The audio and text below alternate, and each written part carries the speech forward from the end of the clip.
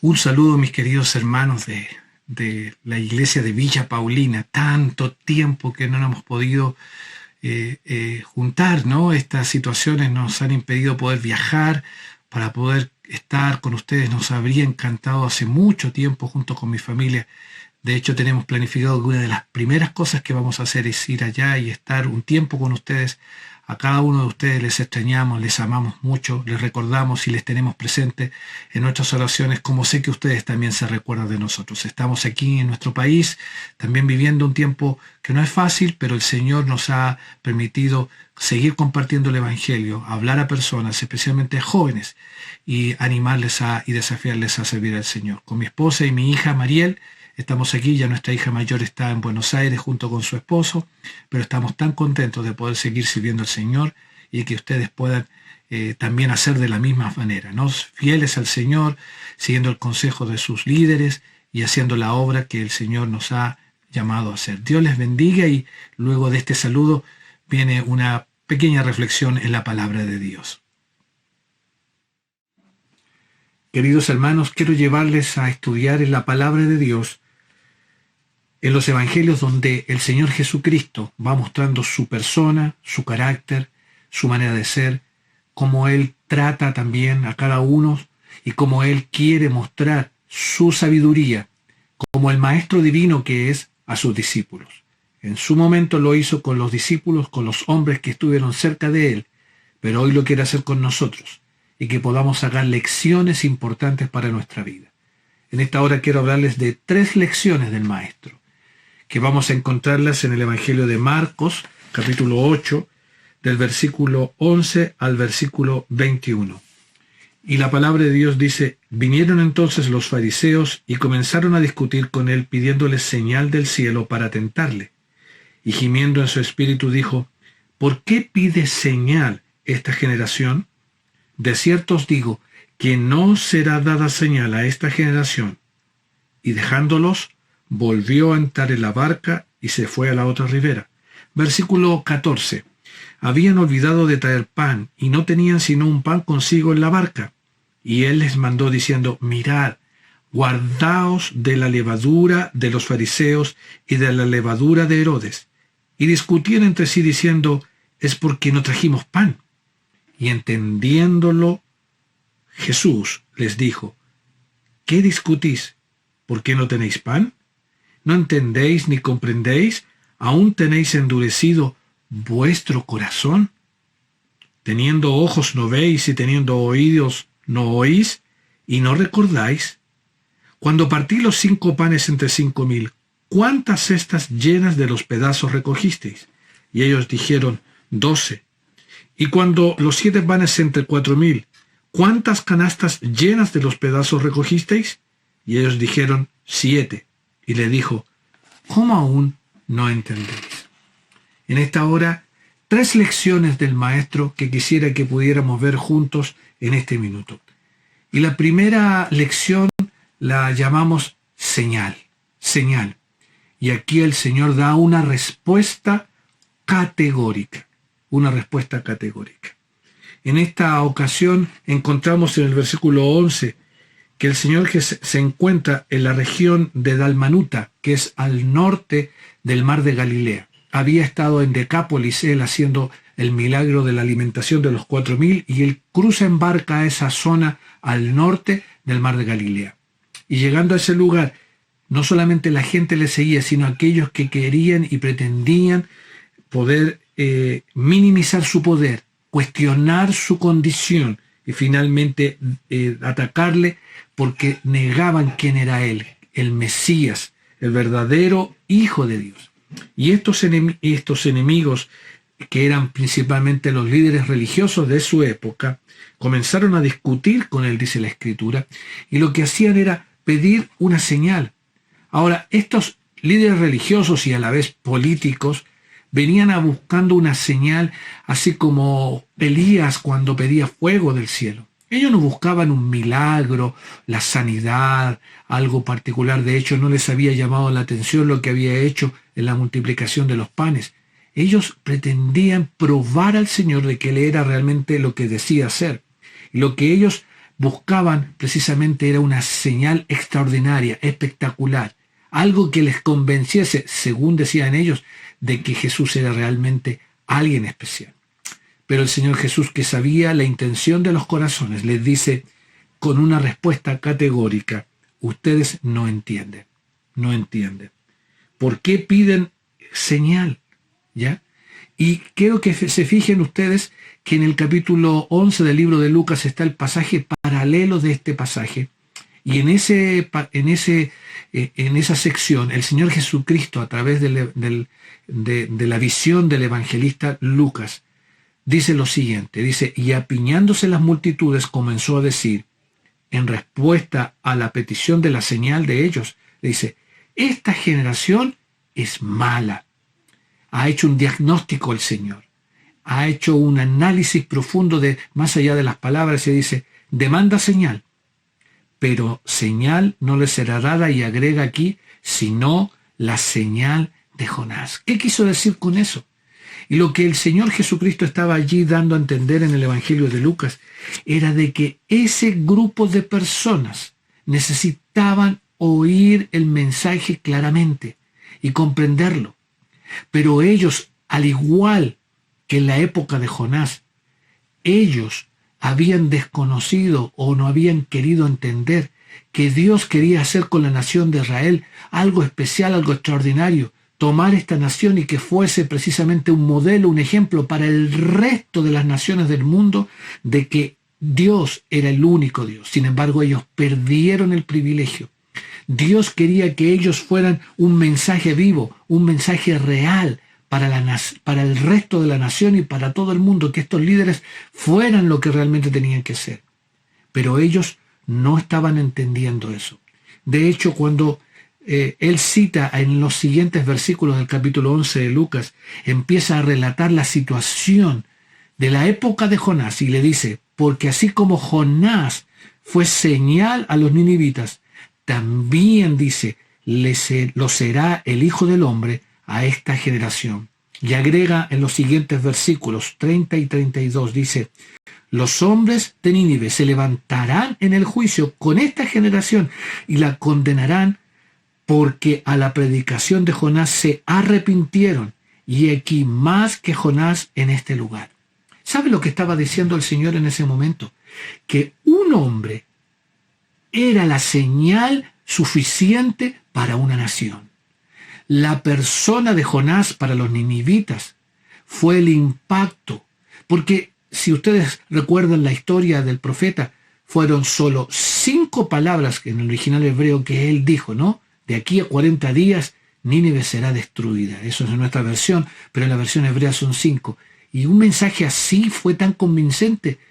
Entendemos que él mismo, su persona, el tiempo que estuvo en el pez, dice de que quizás los ácidos lo volvieron blanco y al ver su apariencia, su persona, lo que él estaba haciendo y siendo el objeto de la misma mano de Dios, fue, junto con ese mensaje, la señal que ellos necesitaban oír. Y se convirtieron. Pero esa generación, la generación del Señor Jesucristo, no estaban viéndolo a él como la verdadera y señal enviada del cielo, el pan de vida, el único que era capaz de dar vida. Entonces, lo que hace el Señor decirles: aquí hay más que Jonás. Yo soy señal, una señal especial. Fíjense que tiempo después, cuando ya el Señor ya no estaba, sus discípulos, después de haber recibido el poder del Espíritu Santo, van allí predicando el Evangelio. Y de ellos dicen en Hechos capítulo 4, versículo 16, también los enemigos de la verdad del Evangelio decían: ¿qué haremos con estos hombres? Porque de cierto señal manifiesta. Recordarán que Pedro y Juan habían hecho el milagro de la sanidad del cojo ahí en la puerta del templo. Ha sido hecha por ellos una señal manifiesta, notoria a todos los que moran en Jerusalén, y no lo podemos negar. Cada hombre y cada mujer creyente es una señal para este mundo. Y Dios quiere que usted, que yo, podamos ser usados por Dios. Él quiere ser precisamente quien use nuestras vidas como una señal para que otros le amen, para que otros escuchen el mensaje. ¿Qué me ha mostrado en este tiempo?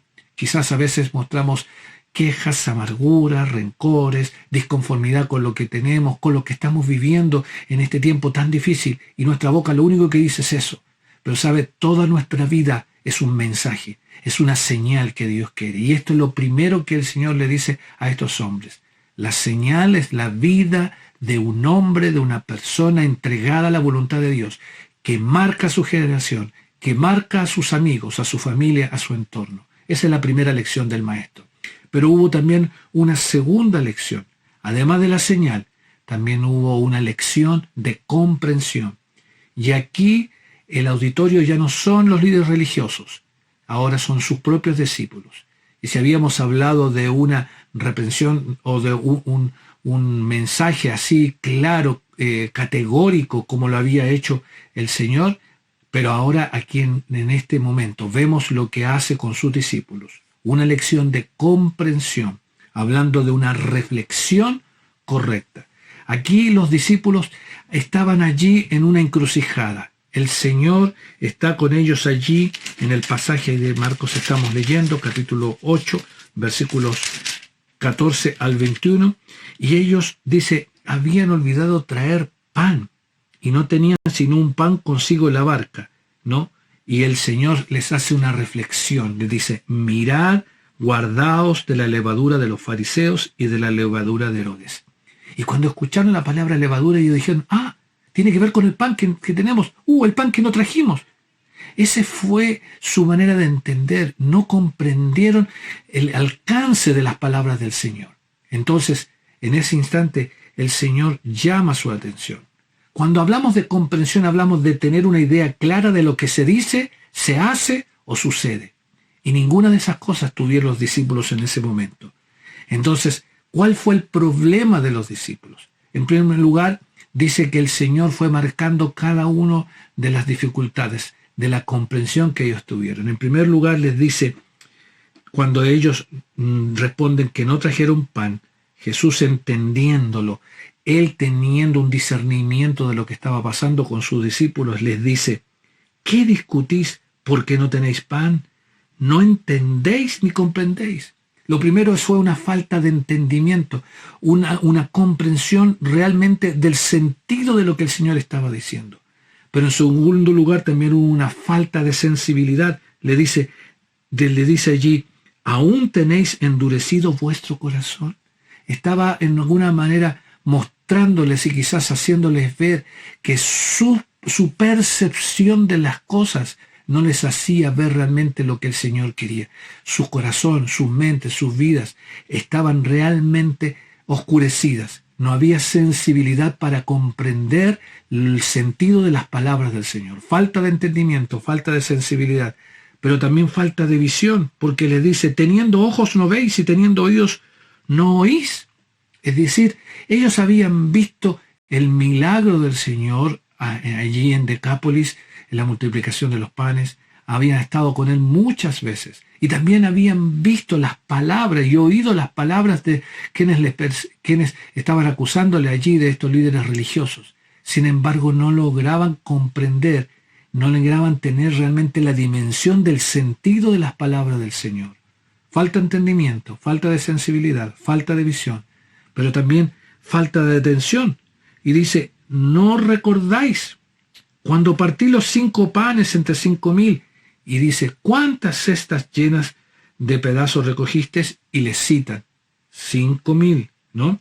Y 12, perdón. Y cuando los 7 panes entre 4,000, ¿cuántas canastas llenas de los pedazos recogisteis? Y ellos dijeron 7. Entonces les dijo, ¿cómo aún no entendéis? O sea, ellos además tuvieron una falta de atención a los milagros que el Señor hizo, a cómo Él ejerció su poder y manifestó su poder, pero también a la falta de atención a esos detalles importantes que Él había hecho para mostrarles cómo Él podía suplir necesidades sin que ellos interviniesen, pero también una falta de memoria, porque no recordaban o no, más bien no pensaron y no tenían fresco en sus memorias cómo la mano del Señor había acompañado. ¿Sabe? Que este es un problema que también nosotros podemos vivir.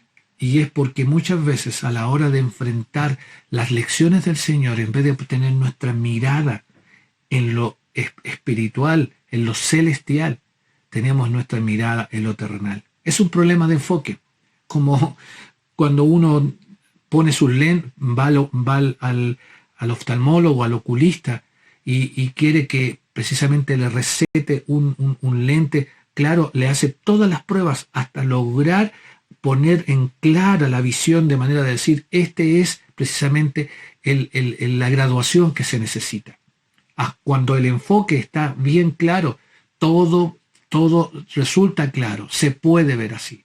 Pero cuando nuestra mirada la ponemos en las cosas humanas, materiales, cuando solamente nuestra vida gira en torno a lo que tenemos o no tenemos, a lo que nos dan, a lo que podamos recibir, pero no en aquellas cosas que podamos ser o hacer para el Señor. Es verdad que estamos viviendo momentos difíciles, es verdad que las necesidades se multiplican muchísimo, pero eso tiene que ser superior al hecho de mirar al Dios que está detrás de todas las circunstancias, de todas las necesidades, el Dios que suple. Eso es tener un enfoque celestial, una verdadera mirada celestial. Por eso el apóstol Pablo escribiría en Colosenses 3:2 lo siguiente: poned la mira en las cosas de arriba, no en las de la tierra. Eso entonces nos habla de una falta de comprensión, una lección que los discípulos tuvieron que entender de la misma boca del Maestro. Así como una señal y una falta de comprensión, una tercera lección que encontramos es variedad. ¡Wow!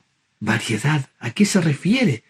Bueno, la continuación del relato allí en Marcos capítulo 8 en el verso 22 nos encuentra con esta sanidad que hace el Señor a un ciego en la ciudad de Betsaida. Él se traslada de esta región donde estaba un poco más al norte y allí encuentra a este ciego.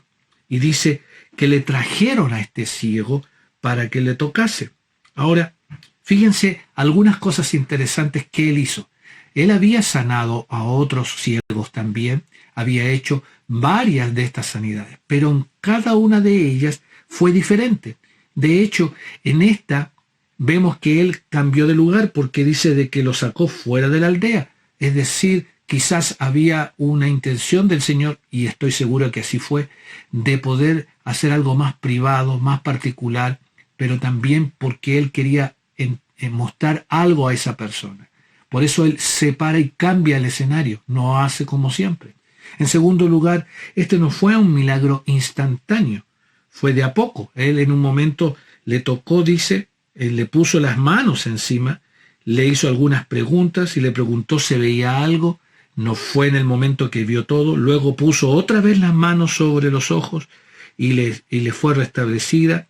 Y dice que él veía los hombres antes como árboles, pero finalmente él, puesto sus manos, finalmente el milagro se realizó. Y el Señor le dijo que no entrara a la aldea, sino que fuese y llevase este mensaje a otro lugar. Y no lo digas a nadie en la aldea. Entonces estamos hablando que el Señor tuvo una forma distinta de hacer un milagro que ya había hecho, mostrando variedad. Porque, ¿saben? Nuestro Dios es un Dios creativo y variado. Es personal. Él no hace en serie las cosas. Él no trata con cada uno de manera igual. Él conoce las diferentes formas de ser de nosotros, las diferentes necesidades, nuestras reacciones. Y Él sabe dar a cada uno conforme a su necesidad y conforme a su plan para cada uno. Ustedes recordarán en aquel encuentro o aquella escena en que el Señor Jesús pregunta 3 veces al apóstol Pedro si me ama. Y él si le dice si le amo, si le amaba. Y luego de ese encuentro, el apóstol Pedro dice, volviéndose, y esto está en Juan capítulo 21, verso 20 al 22, dice, volviéndose Pedro, vio que le seguía el discípulo a quien amaba Jesús. Nos referimos a Juan. Cuando Pedro le vio, dijo a Jesús, Señor, ¿y qué de este? Diciendo, ¿qué va a suceder con él? ¿Qué va a pasar? Como diciendo, bueno, tú tienes un trato conmigo, ¿y qué va a pasar con él? Y Jesús le dice, si quiero que él quede hasta que yo venga, ¿qué a ti? Sígueme tú. Que no es no es de tu incumbencia la forma en que yo voy a tratar con Juan. Preocúpate de la forma en que yo estoy tratando contigo, porque lo estoy haciendo de diferente manera. Eso habla de variedad, habla de que el Señor es diverso, es de una forma multiforme en que Él hace sus planes. El plan para uno no es el mismo para otro. Y de esa manera nos lleva el Señor a tener confianza en Él, a no envidiar lo que quizás en algún otro se está sucediendo y decir, bueno, ¿por qué no a mí? ¿Por qué esto no es para mí? Y sin embargo el Señor quiere darnos la lección hermosa e importante de que Él siempre tiene un plan maravilloso para cada uno conforme a su plan. Lo tiene en este tiempo también, hermanos. Y no ha cambiado el Señor. Y Él no cambia. Pero sí sus estrategias y sus formas, Él las va poniendo de acuerdo a su plena sabiduría y las va ordenando de manera que funcionen para cada uno. Entonces, hemos visto 3 lecciones del Maestro en este pasaje. La lección de la señal, una respuesta categórica. No va a haber otra señal más que la que el Señor quería dar ahí de su propia persona. Él era la señal a esa generación. Así usted y yo somos una señal que debe mostrar al mundo que nos rodea, al sector donde vivimos, a nuestra familia, a nuestros vecinos, a todo nuestro entorno, que Jesucristo es real, que realmente vale la pena seguirlo. Una señal, nosotros mismos, pero también una lección de comprensión a los discípulos, de poner el enfoque en las cosas celestiales y no en las terrenales, de entender el sentido del Señor detrás de lo que Él hace y también de lo que Él dice en su palabra, y poner el entendimiento al servicio de la dirección del Señor, que el Espíritu Santo y su palabra formen en nosotros a Cristo. Pero para eso necesitamos cada día crecer, buscar al Señor para comprender y entenderlo bien. Entre más cerca de Él, más vamos a entenderle. Pero también en tercer y último lugar, la señal de la variedad, la lección de la variedad, que el Señor no hace las cosas siempre igual. Él cada día es diferente también. Él hace nacer, dice, el sol sobre justos e injustos, y trata con cada uno de una manera distinta. Entonces, descansemos en que siempre el plan que Él tiene para cada uno de nosotros es el mejor. Y no esperemos que lo que hace con uno sea lo que tiene que también hacer conmigo. 3 lecciones del Maestro que espero que usted y yo podamos aplicar a nuestras vidas, las tengamos presentes y de esa manera le honremos con todo nuestro corazón. Que Dios les bendiga.